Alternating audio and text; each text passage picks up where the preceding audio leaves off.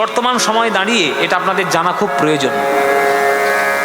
যে রাজ্য থেকে, যে দেশ থেকে গান বাজনা মুছে যায়, কবিতা মুছে যায়, ছবি আঁকা মুছে যায়, নাটক মুছে যায়, থিয়েটার মুছে যায়, সিনেমা মুছে যায়, যাত্রা মুছে যায়, সেই দেশটা বারুদের দেশ হতে আর সন্ত্রাসবাদীদের দেশ হতে বেশিক্ষণ সময় লাগে না। এটা জেনে রাখবেন।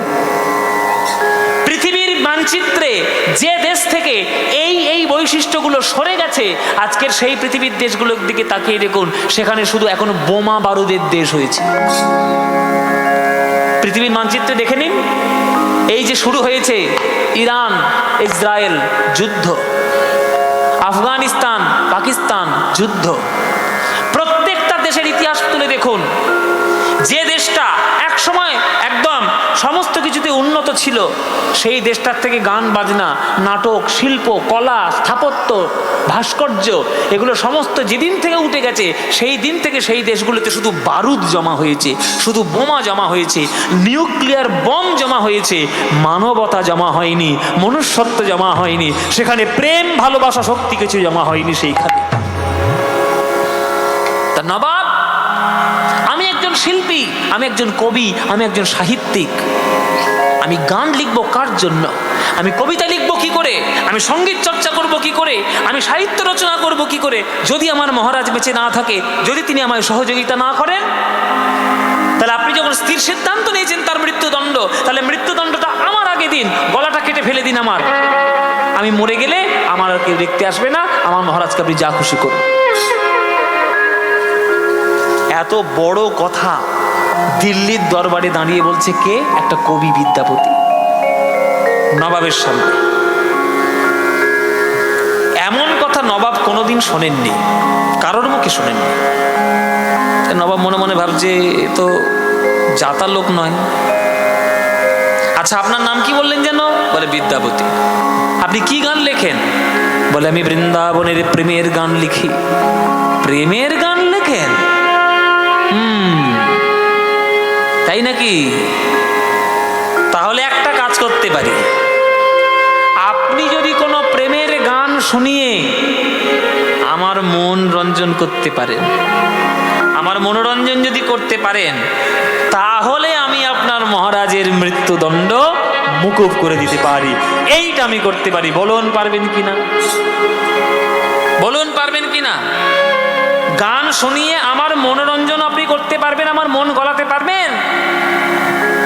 আমি যে বিষয়ের উপর বলবো সেই বিষয়ে গান শোনাতে। বিদ্যাপতি বলছে চেষ্টা করে দেখতে পারি। বলুন আপনি কি গান শুনবেন? এদিকে আসুন, এদিকে। বিদ্যাপতি এদিকে আসুন। বিদ্যাপতিকে ডেকে নিল নবাব। আস্তে, কথা নয়, খুব গুরুত্বপূর্ণ প্রসঙ্গ হচ্ছে। এসব প্রসঙ্গগুলো কারোর কাছে পাবেন না, আমার গুরুর কাছ থেকে সব আমরা পেয়েছি। এদিকে আসুন। বিদ্যাপতিকে ডেকে নিলেন। কোথায় ডেকে নিলেন? সিংহাসনের কাছে, দিল্লির নবাবের যে সিংহাসনটা, ওই সিংহাসনের কাছে একটা জানলা ছিল। মায়েরা, এই জানলা থেকে রোজ ওই নবাবটা যমুনার দিকে তাকিয়ে থাকতো। কেননা দিল্লিটা যমুনার পাড়ে, যমুনা নদীর পাড়েই তো দিল্লি। এই যমুনা নদীতে তাকিয়ে থাকতো। কেন? ওই জানলা দিয়ে দেখা যেত ওই যমুনা নদীর জলেতে কয়েকটা রমণী স্নান করতে আসতো। আচ্ছা, এটা আপনারা বলুন, কিছু মনে করবেন না। কোনো পরপুরুষ যদি নারীদের স্নান দেখে জানলা থেকে, সেটা কোনো সভ্য পর্যায়ে পড়ে? এটা কোনো সভ্য মানুষদের কাজ? কিন্তু ওদেরকে আর কি বলবো, কিছু তো বলার নেই। নবাব বলে কথা, যা ইচ্ছা তাই করবো।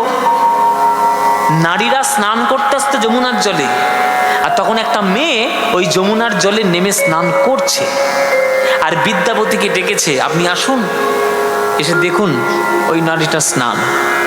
ওই যে মেয়েটা স্নান করছে যমুনার জলে, ওর রূপ বর্ণনা করে যদি আমার মন গলাতে পারেন, তাহলে আপনার মহারাজের মৃত্যুদণ্ড মুকুব করে দেব।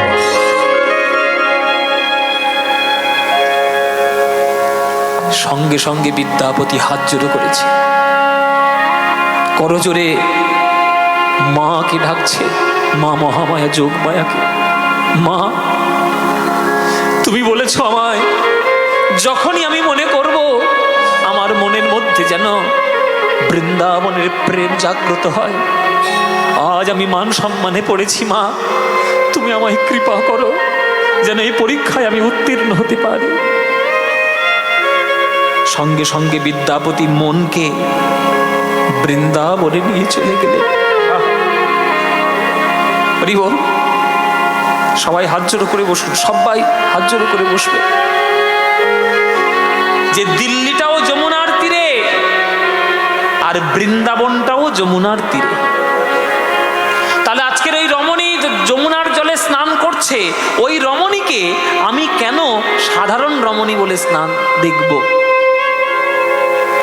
আমি মনে মনে ভাবব রাধা রানী যমুনার জলে স্নান করছে, রাধা রানী যমুনার জলে স্নান করছেন, আর কদম তলা থেকে গোবিন্দ আমার সেই স্নান দর্শন করছে। তাহলে কাম আর থাকলো? কামের উত্তেজনা আর থাকলো? সঙ্গে সঙ্গে সেই মন হয়ে গেল প্রেমময়। বিদ্যাপতির মন হয়ে গেল প্রেমময়। বৃন্দাবনের ধুলিতে, বৃন্দাবনের যমুনার তীরে আমার বিদ্যাপতির মন চলে গেল। সঙ্গে সঙ্গে বিদ্যাপতি গান লিখছে, ওরে সখারে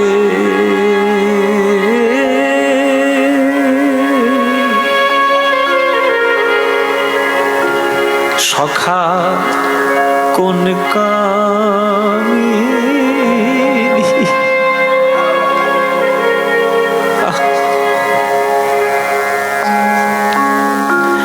এসব গান গাইতে গেলে বুকের ভেতরটা চিনচিন করে ওঠে বাবা। এসব গান হচ্ছে প্রেমের গান। এই গান যখন আমি আমার গুরুর কাছে শুনেছিলাম, সারা রাত ঘুমোতে পারিনি। এই গানের মহিমাই এমন। বিদ্যাপতির রচনা, বিদ্যাপতির লেখা। রাধারানী স্নান করছেন যমুনার জলে, আর গোবিন্দ সেই স্নান দর্শন করছে। সখা কোন কামি ও রায়ে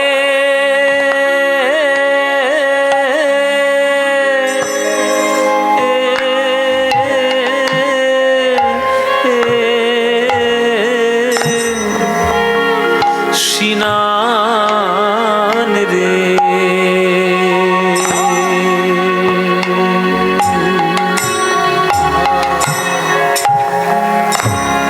সখারে কোন কামি।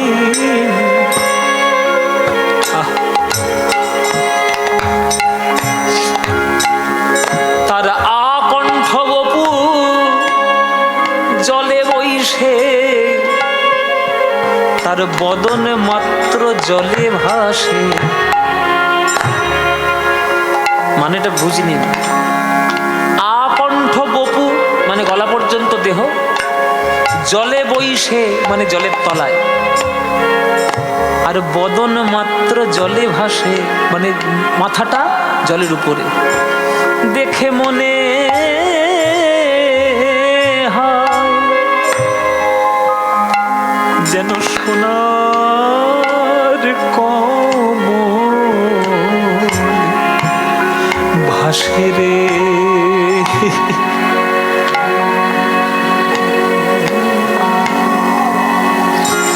ভাসে রে সখা, সখা কোন কামি।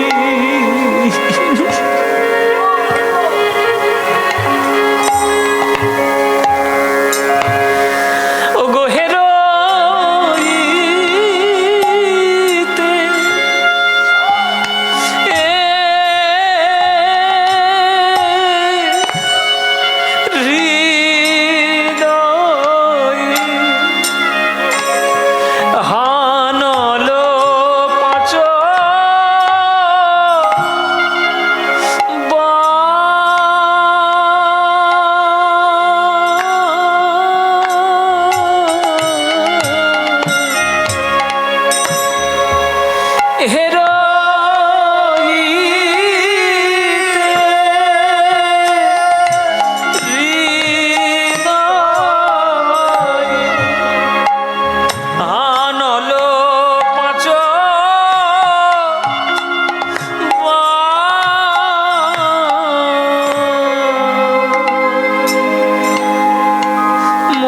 সখা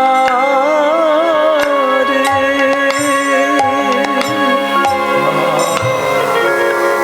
কোন কামিনী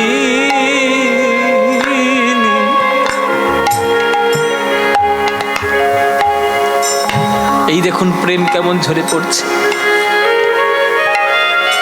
যে নবাব এতদিন পর্যন্ত রমণীদের স্নান দেখত কাম দৃষ্টিতে, শারীরিক আকর্ষণের দৃষ্টিতে, আজ জীবনের প্রথম বিদ্যাবতীর গান শুনে তার চোখ থেকে জল পড়ছে। কি অপূর্ব প্রসঙ্গ। ধনির আমার চিকুরে, ধনির আমার চিকুরে, ধনির চিকুরে গলয়ে জল ধারা,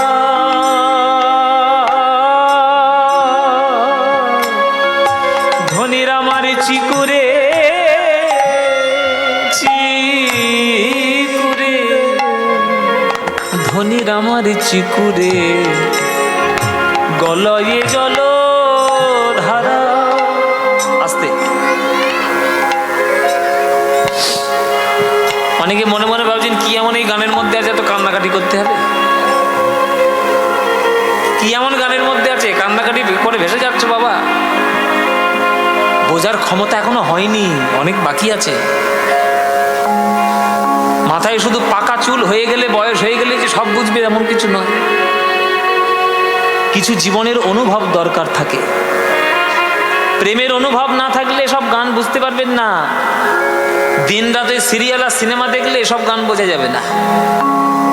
এসব গান বুঝতে গেলে গুরুচরণ স্মরণ নিয়ে বৃন্দাবনের মাটিতে বসে গোপী অনুরাগে সাধনা করতে হয়, তার আগে হয় না। এসব গান সবার জন্য নয় তো।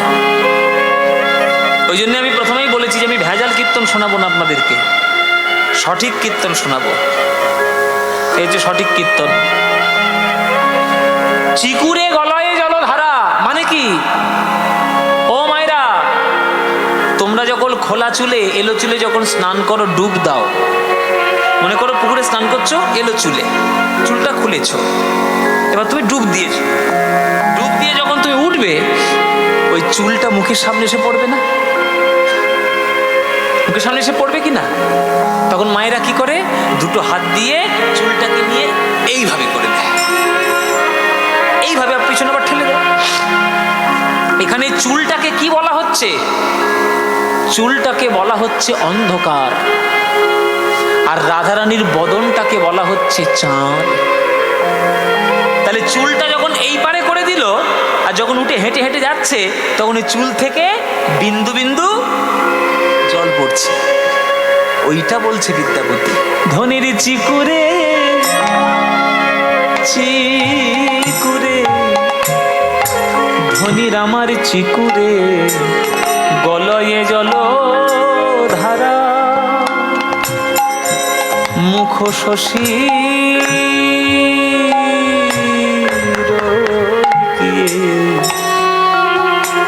রয়ে আধি আরা, যেন আধার কাঁদছে, যেন আধার কাঁদছে। মানে চুলটা কাঁদছে, চুলটা অন্ধকার তো, অন্ধকার কাঁদছে কেন? রাধার বদন চন্দ্র দেখা হলো না বলে আধার কাঁদছে। নিতাই গৌর হরি হরি বল। দেখা হলো না বলে আধার কাঁদছে, বদন চন্দ্র দেখা হলো না বলে আধার কাঁদছে। বদন চন্দ্র এলো না বলে আধার কাঁদছে, আধার কাঁদছে। শুধু আজ পদাবলীর মধ্যে আধার কাঁদছে না, বিদ্যাপতির গান শুনে ওই নবাব রমণীদের স্নান দেখতো কাম দৃষ্টিতে। আজ সেই নবাব ছুটে এসে ওই বিদ্যাপতির চরণে আছাড় খেয়ে পড়েছে।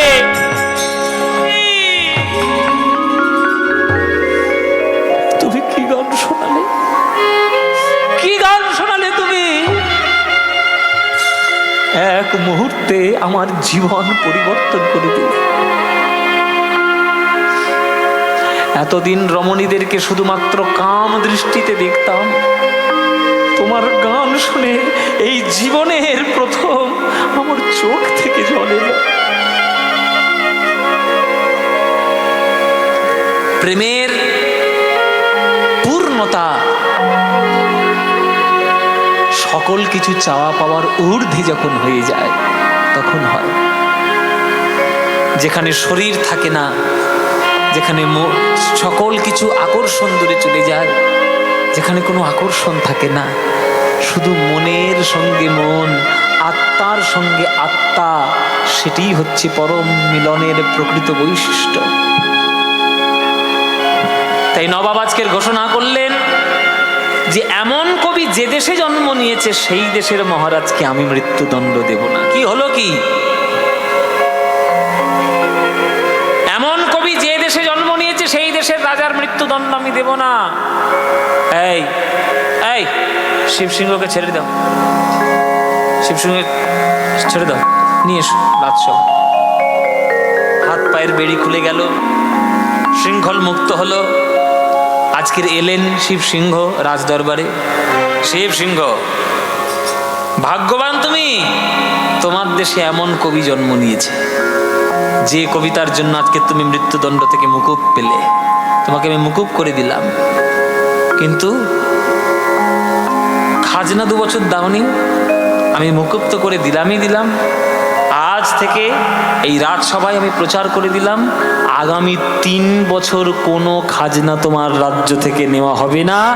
এইটুকু আমি ঘোষণা করে দিলাম। যাও, তুমি মুক্ত। বলুন বাবা, পৃথিবীর ইতিহাসে কোন ইতিহাস রয়েছে যে কোনো কবি গিয়ে রাজনীতি করে রাজার প্রাণ ফিরিয়ে নিয়ে এসছে? এটাই হচ্ছে বিদ্যাপতি। আপনারা আজকে যার গান শুনছেন তিনি, তার মহিমা এইরকম। শিবসিংহ কি বলবো বাবা, বাড়িতে ফিরে এসে পড়ে কি মরে চরণটা ধরে যে কি কান্না আর কি কৃতজ্ঞতা, যে আপনি যদি না থাকতেন আজকের আমি মৃত্যুদণ্ডে মরেই যেতাম। হে বিদ্যাপতি, আর আপনাকে রাজসভায় আসতে হবে না। আপনার টাকা পয়সা, অর্থ, কোনো আপনার অভাব থাকবে না। আপনি বাড়িতেই বসুন, আপনি সাধনা করুন, সঙ্গীত চর্চা করুন, পদাবলী সাহিত্য রচনা করুন, সাহিত্য চর্চা করে জগতের শ্রেষ্ঠত্ব প্রদান করুন। আপনার সঙ্গে, পরিবারের সঙ্গে সব সময় রাজ পরিবার রয়েছে। আপনাকে আর কোনো কর্মীর মতো এসে আর রাজসভায় যোগদান দিতে হবে না। ব্যাস, মুক্ত হয়ে গেল বিদ্যাপতি। বাড়িতে বসেই সাধনা করেন। বিবাহ করলেন, তার নাম হচ্ছে মহামায়া দেবী। মহামায়া দেবীর সঙ্গে তার সংসার শুরু হলো। ধীরে ধীরে তার এক একটা পদাবলী রচনা হচ্ছে, আর এক একটা যেন অমৃত খসে পড়ছে, আকাশ থেকে তারা খসার মতো অমৃত খসে পড়ছে। এইরকমভাবে সে জীবন কাটায়। একদিন সকালবেলায় পদাবলী রচনা করতে বসেছে, দরজায় টোকা পড়েছে। কে কে? আহ, ঠক ঠক করে, কে গো? দরজা খুলেছে। কে বাবা তুমি? আগে আমার নাম হচ্ছে উগনা। কি এরকম উদ্ভট নাম রেখেছো কেন বাবা? তুমি এরকম উদ্ভট নাম রেখেছো কেন?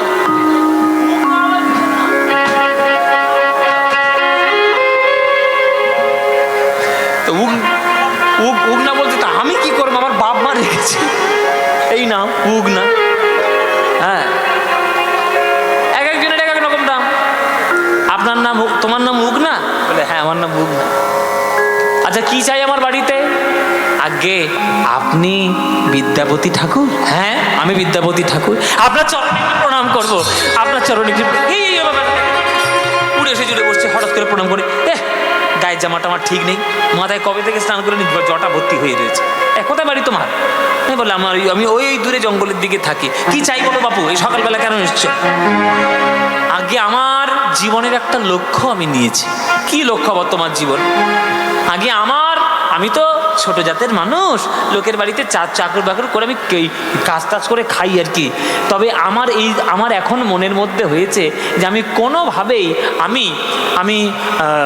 আমি টাকা পয়সা না নিয়ে আমি এমন একজনের বাড়িতে আমি চাকরি করব, আমি দাসবৃত্তি করব, যিনি রাধা গোবিন্দের গান রচনা করেন, যিনি পদাবলী রচনা করেন। আমার পয়সা দিতে হবে না।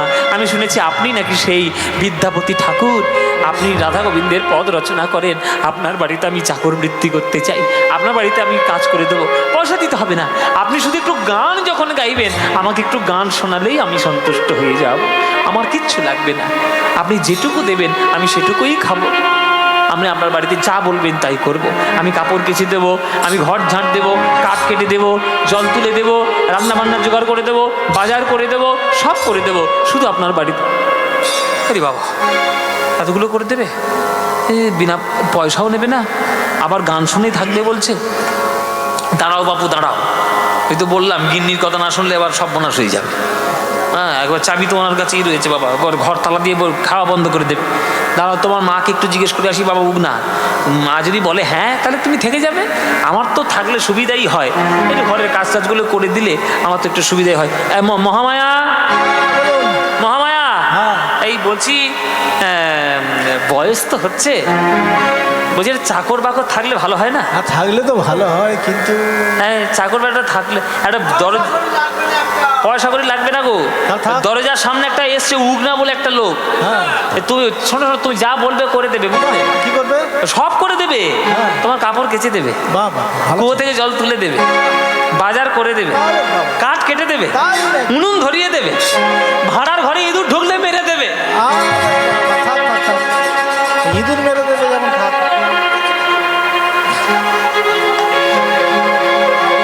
সব ইঁদুর মেরে দেবে। ভালো ছিল বলে এত যখন কাজ করবে তাহলে থাক, থেকে যা। হ্যাঁ, পরিষ্কার করে দেবে। ওগুলো সব করতে পারবি তো? অনেকে এই চুরি ঘুরি করিস না তো তুই? আরে না বাবা, চুরি করি তুই, এইসব কি বলছেন? আমি চুরি করবো কখনো? এ কথা হয়? আচ্ছা ঠিক আছে উগনা, তাহলে তুমি থেকে যাও বাবা। হ্যাঁ, তোমার কাজ হচ্ছে মা যা বলবে তাই শুনবে, বাজার টাজার করে দেবে বাবা। আর আমার পূজার যেসব জিনিসপত্রগুলো তুমি জোগাড় টোগাড় করে দিও। মাঝে মাঝে আমি যজ্ঞ টজ্ঞ করি তো, ওই যে কাঠ ফাট জেগে করে দিও। তুমি খুব ভালো ছেলে বাবা। ওমাইরা, এটা উগনা, উগনা উগনা, এইটা কি সুন্দর।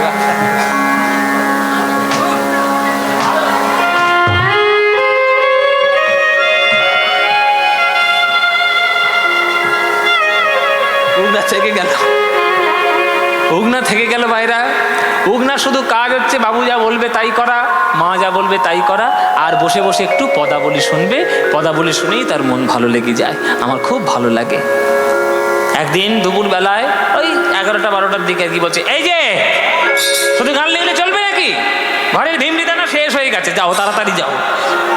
হ্যাঁ, চাল চাল চাল চাল শেষ হয়ে গেছে, তুমি একটু চাল কিনে নিয়ে এসো বাজার। এই উগনা, এই উগনা, এই বাবুর সঙ্গে যাবি, বাবু যা বলবে ওই বাজার টাজার করে, সবজি বাজার টাজার, তেল নুন সব কিনে নিয়ে আয়, বুঝলি?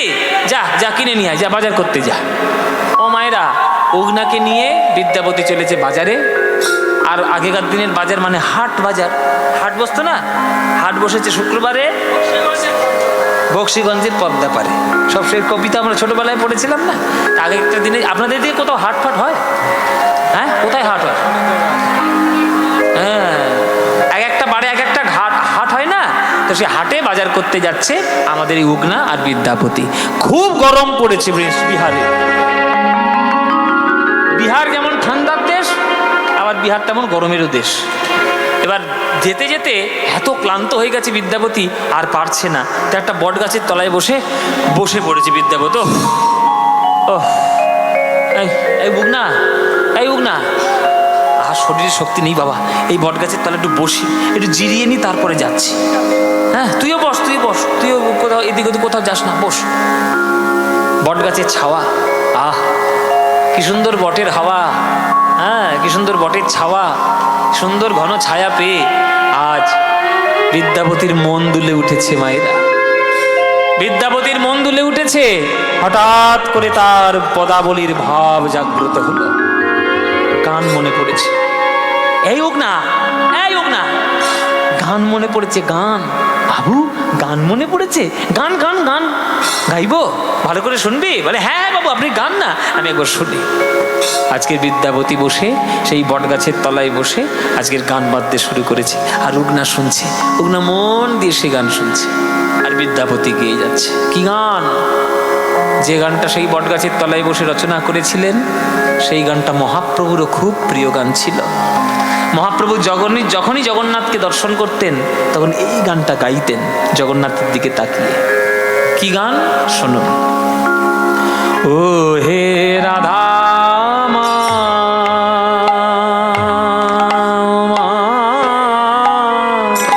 ধব হে বহুত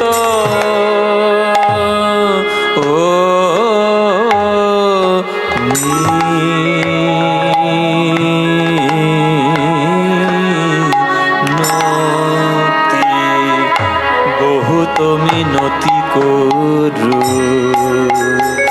ও হে ও হে রাধা মা, ও মাধব এই নিবেদন তব পায়ে চরণ ছাড়া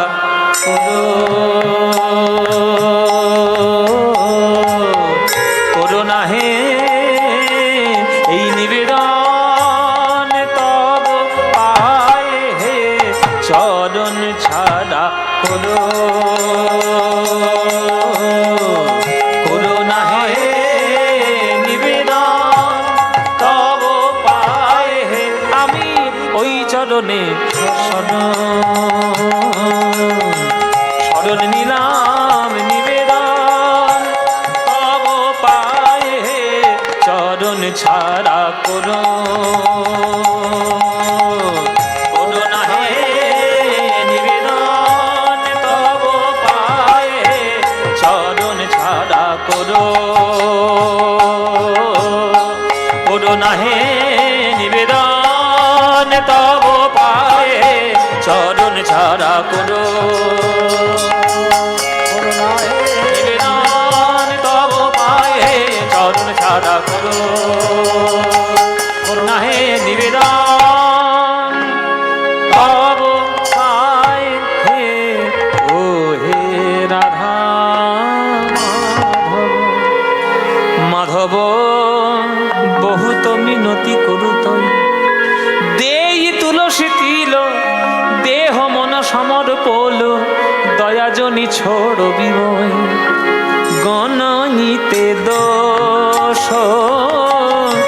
গুণলে সোনা পাবদি গণইতে দোষ গুণলে সোনা পায়বি।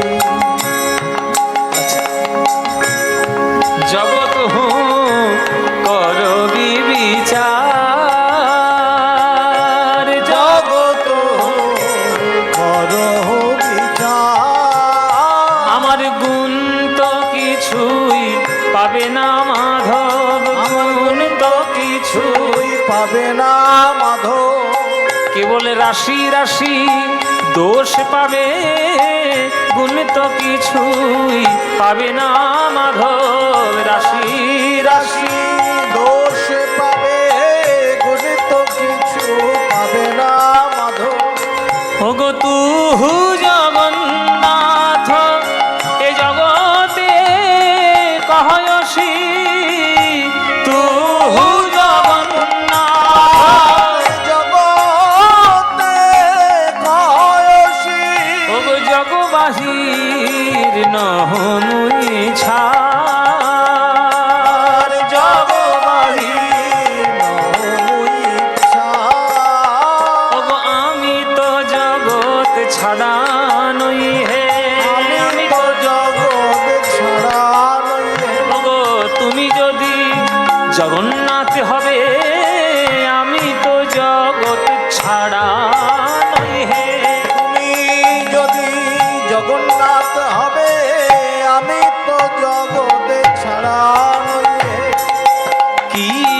মানুষ পশু পাখি কি এ জনমী অথবা কীট পতঙ্গে ওগো করম বিপাকে আমার গতাগতি পুনঃ পুনঃ করম বিপাকে গতাগতি পুনঃ পুনঃ আমার মতি রহু তুবা পর সঙ্গে মতির তুয়া পর সঙ্গে তোমার পদে যেন মতি থাকে তোমার পদে মতি থাকে আমি যে রূপে জন্ম নিই না কেন যেন তোমার পদে মতি থাকে যে রূপে জন্ম জননী না কেন তোমার পদে মতি থাকে। এই হচ্ছে বিদ্যাপতির গান, এই যে কীর্তন গান, এগুলো কীর্তন।